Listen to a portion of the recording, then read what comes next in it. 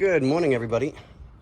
So we are back yet again on Mr. Bill's parts for his 69 Mercury Cougar XR7 Convertible. Xander put it into the ultrasonic for me last night. So now it's just catch the rust, give it a quick smooth finish, prime it, and paint it.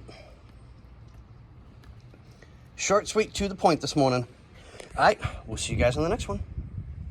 And good morning again, guys. Short, sweet, to the point.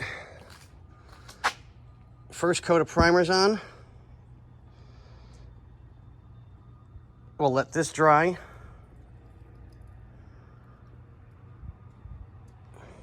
Add our second coat.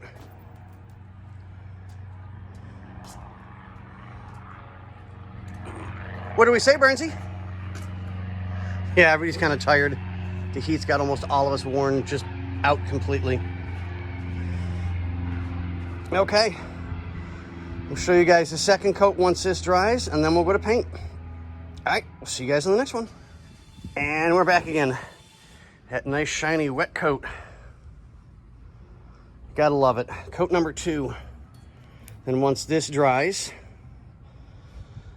we'll have it painted, let it hang to dry, and then put it with the rest of the parts.